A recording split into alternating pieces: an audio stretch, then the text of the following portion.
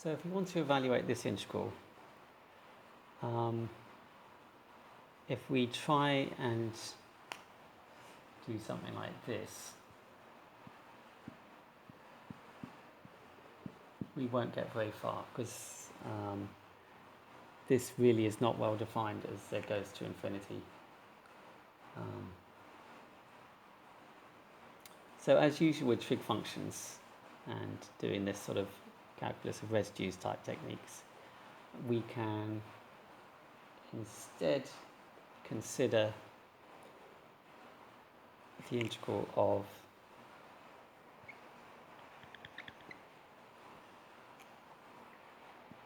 e to the I z squared, because e to the I z squared will of course give us a real part of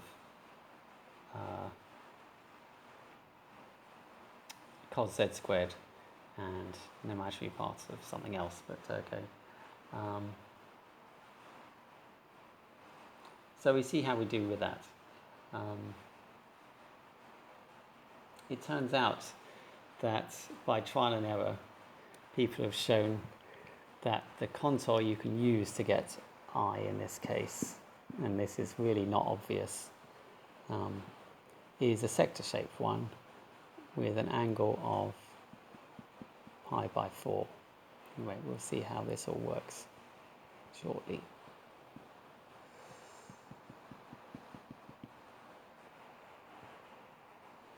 So this is r, and as usual we take the limit as r goes to infinity. So let's see what happens. So if we integrate along here, we've got z equals x, so we end up with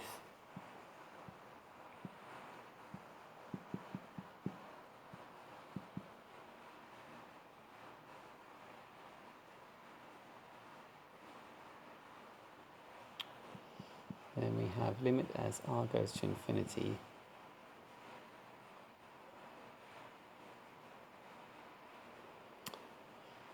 of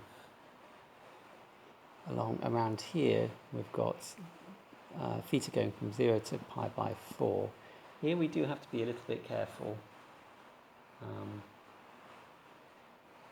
We've got e to the I and z squared, so z squared is r squared e to the 2I theta, and okay, dz is as usual I r e to the I theta d theta,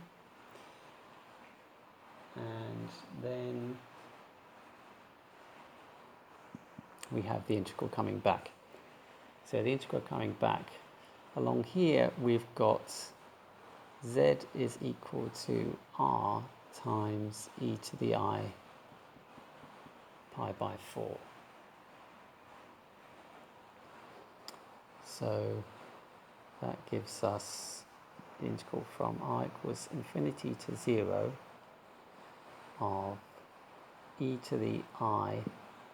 Now z squared is r squared, and this squared is just I.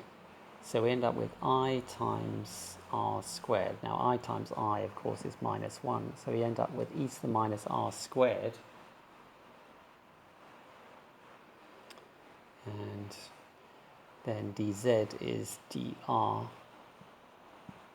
times e to the I pi by 4.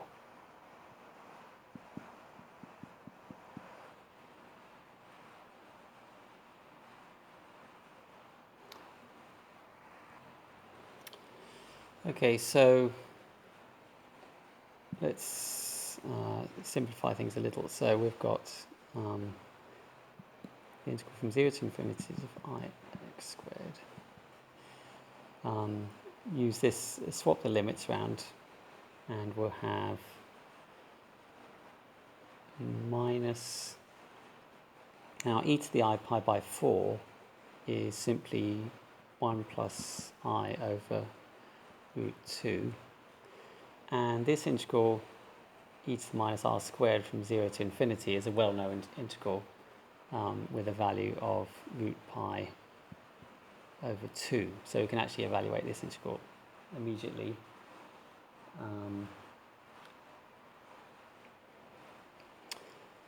the only thing we have left is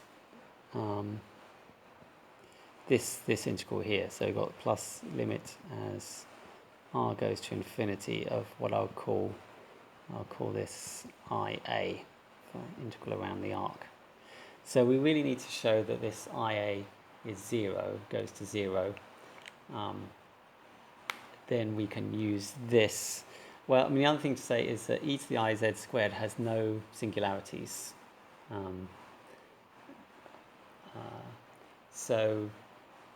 Basically this is going to be 0. No singularities inside the contour. So this is going to be 0. So if we can show that this is 0, then we just have that this thing here is 0.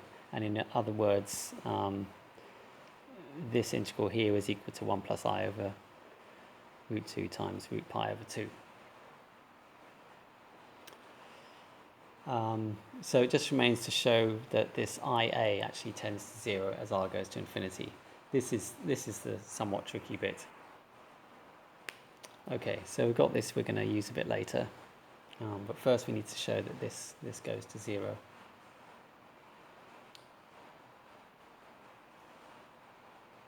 So, the technique here is sort of quite similar to what we did with proving Jordan's lemma. So you look at the modulus of this integral, and we can say that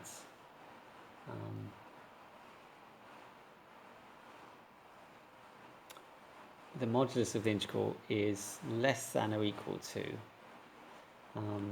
Now what we do at this point is we just split this up into bits, and we say, well, this is modulus 1, e to the I theta is modulus 1 because theta is real. E to the I r squared is modulus 1. I is modulus 1. So we just take out all the things which are modulus 1 and say, well, it's going to be, in the worst case, these would be 1. In a better case, it would be minus 1, and they'll contribute less to the integral. So we have a greater or equal to sign. We just take all of those things out, and we end up with 0 pi by 4.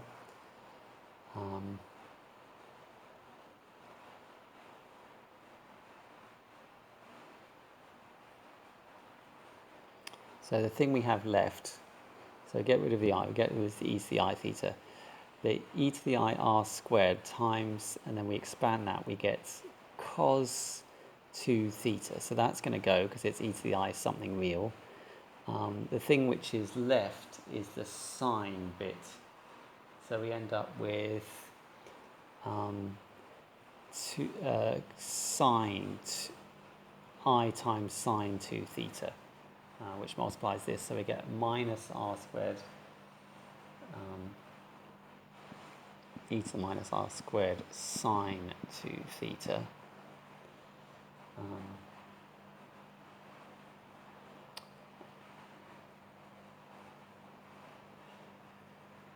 Times r. So r is just a constant we can take outside the front since we're integrating with respect to theta.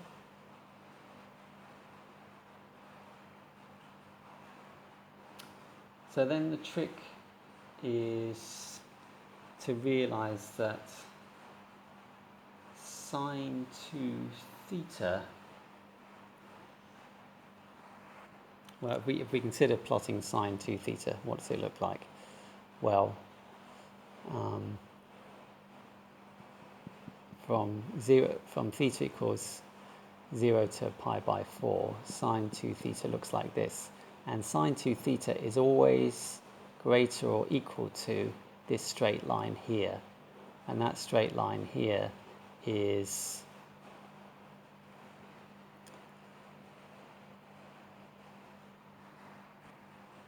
this goes up to 1, of course, is, well, the gradient is 1 over pi by 4. In other words, this is the line 4 theta over pi. So sine 2 theta is always greater than 4 theta over pi. So that means that if I got e to the minus r squared sine 2 theta, if sine 2 theta is greater than this, then e to the minus that will be less than, so this is going to be less than or equal to r times 0 to pi by 4 of e to the minus r squared 4 theta over pi.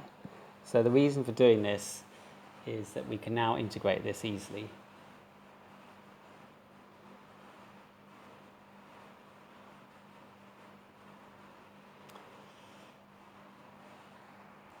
Or it's just easier to change variables. So, I mean, I can change variables and put an r squared in here and divide by r squared to compensate.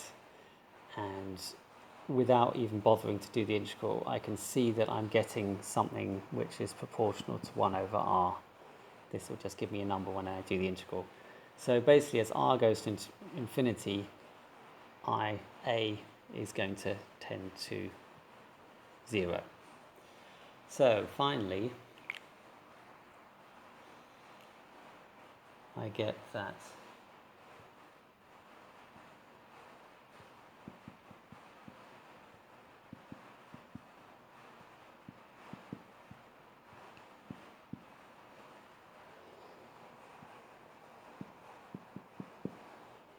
now if I take the real part, I'll get the integral I want.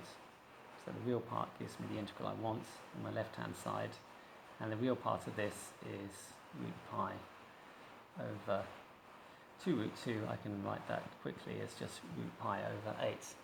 Now, if I take the imaginary part, then for free, the imaginary part of this will give me